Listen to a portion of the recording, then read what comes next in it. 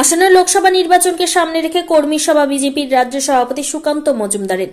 শুক্রবার গঙ্গারামপুর ব্লকের বেলবাড়ি গ্রাম পঞ্চায়েতের নীলডাঙ্গা এলাকায় বিজেপির পক্ষ থেকে কর্মী সভার আয়োজন করা হয়, যেখানে বিজেপির রাজ্য সভাপতি তথা বালুরঘাট লোকসভার সাংসদ সুকান্ত মজুমদার ছাড়াও হাজির ছিলেন জেলা বিজেপির সাধারণ সম্পাদক গৌতম রায়, সহ সভাপতি প্রদীপ সরকার সহ অন্যান্যরা।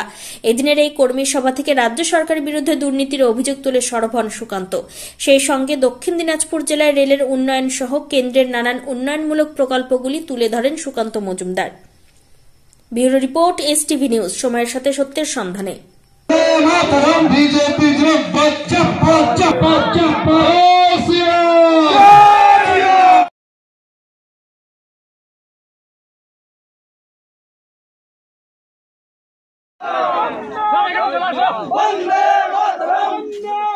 শ্রীরাম, জয় শ্রীরাম, জয় শ্রীরাম।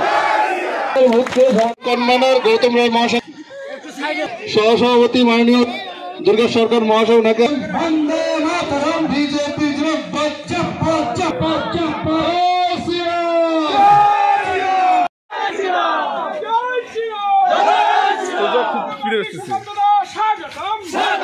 আমরা এটাই বলেছি, কে ঢুকবে না ঢুকবে আমরা তো জানি না, কিন্তু আমরা এটুকু বলেছি যে কর্মরত মুখ্যমন্ত্রীও যে গ্রেপ্তার হতে পারে, এই দুটো ঘটনা প্রমাণ করে দিল। হেমন্ত সোরেনও মুখ্যমন্ত্রী ছিলেন, অ্যারেস্ট হয়ে গেলেন। কেজরিওয়ালও মুখ্যমন্ত্রী ছিলেন, অ্যারেস্ট হয়ে গেলেন। অতএব কোনো মুখ্যমন্ত্রীর বিরুদ্ধে যদি অভিযোগ থাকে তাকে গ্রেপ্তার করা যাবে না, এরকম কোনো নিয়ম নেই। জেলের থেকে চালাবেন হচ্ছে না, নতুন আমাদের বিরোধীদের দৌলতে আমরা এরকম অনেক কিছু দেখবো, দৃশ্য দেখবো যে মুখ্যমন্ত্রী জেল থেকে সরকার চালাচ্ছেন। এরপর দেখবো যে পশ্চিমবঙ্গের ক্যাবিনেট মিটিং জেলের ভেতরে হচ্ছে। এটা নতুন কিছু নয়। আমরা স্লোগান উঠেছে মাপটানের পর হাওয়াই চুটি, এবার কি বাংলার মুখ্যমন্ত্রী?